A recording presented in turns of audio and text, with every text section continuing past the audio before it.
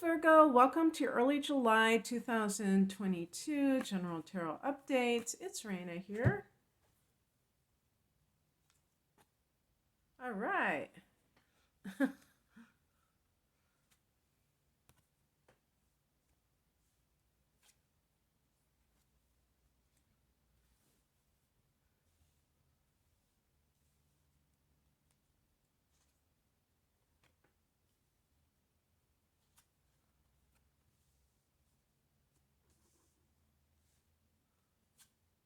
Holy tamale, you have a lot of major arcana cards, 4 out of the 6 cards. So Virgo people, are you having a lot of changes in the first part of the month? The heart of the matter is the Sun card. This is arguably the most positive card in the deck. This is about love, prosperity, success, creativity, children, healing. So, if you don't feel like that is your reality at the moment, you may be calling it in, wanting it above all else in your life. And I feel like you can have these things. I don't feel like we can just cross our fingers and hope that's going to happen. I feel like we have to do certain things that are going to facilitate that.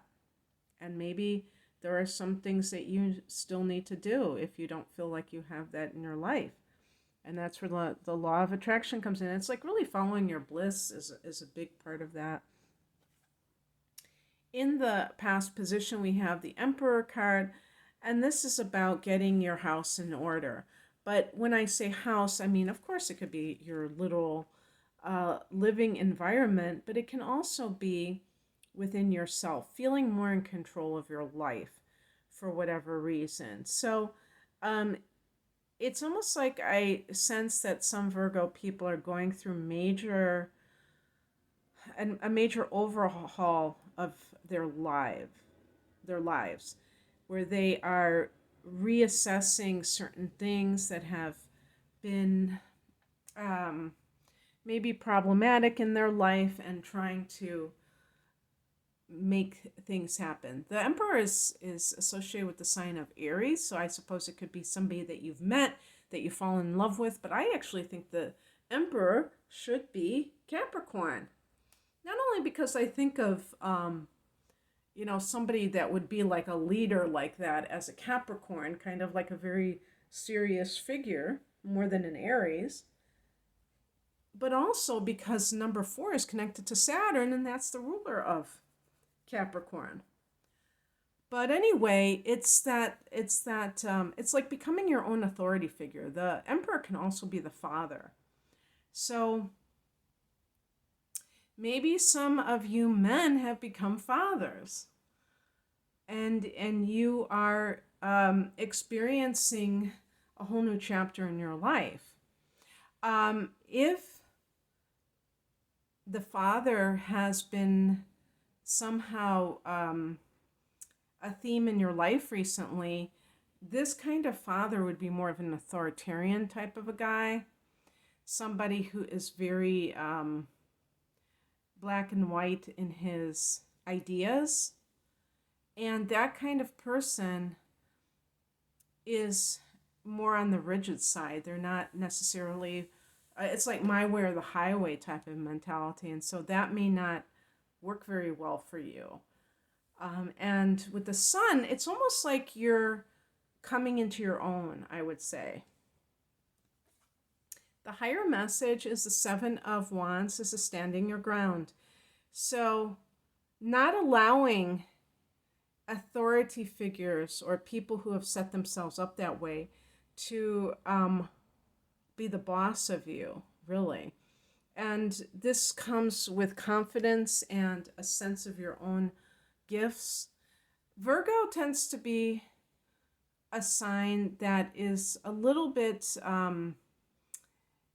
insecure, so because of being self-critical, and and and also being a mutable sign, being accommodating to others, wanting to be of service to others, and that's beautiful. But you deserve to have respect, and you deserve to be given the same sort of treatment that you give to others. So it shouldn't be a one-way street, in other words. And if you're kind of like coming out from someone else's thumb, then you have to kind of like, it's not just that one relationship, it's all relationships where you have to be able to, it's not about defending yourself necessarily, because then that can come across as defensiveness, but not to allow anyone to overstep their boundaries. So you are enforcing boundaries. The Nine of Wands is about boundaries. The Seven of Wands is about enforcing them. And that comes from you. There's a saying, you teach people how to treat you. On the flip side, sometimes you don't need to be defensive. Maybe you have been through a lot with someone, and now you're kind of like being a little bit too defensive, and you have to kind of temper that, because you have to get used to where you're at right now.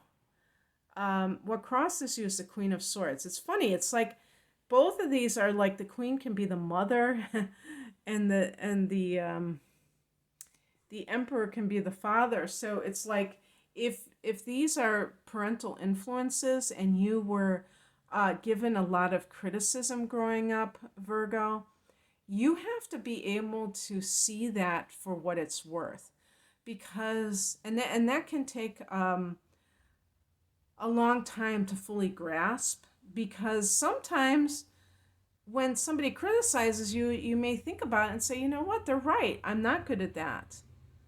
And that's perfectly fine.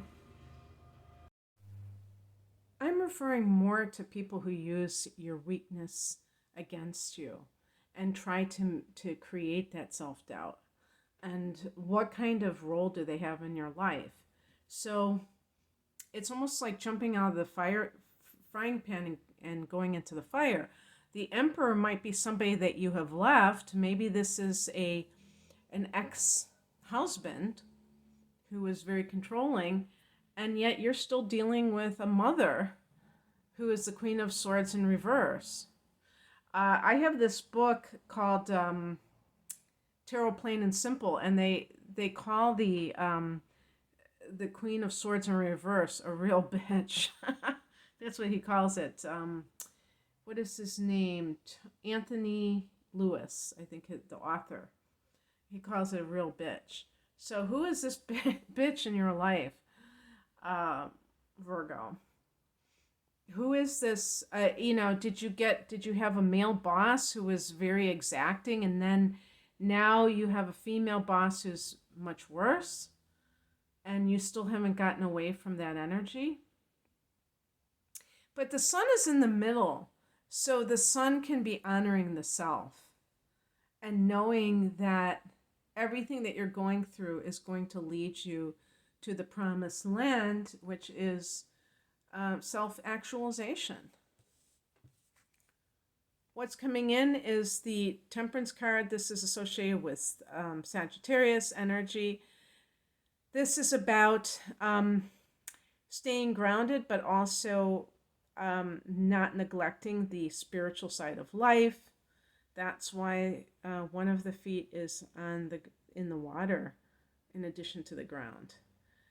So that's what balance really is. We talk about balance a lot in life, but to me, the ultimate balance is heaven and earth, being able to deal with both sides of life, not just the one side that has to do with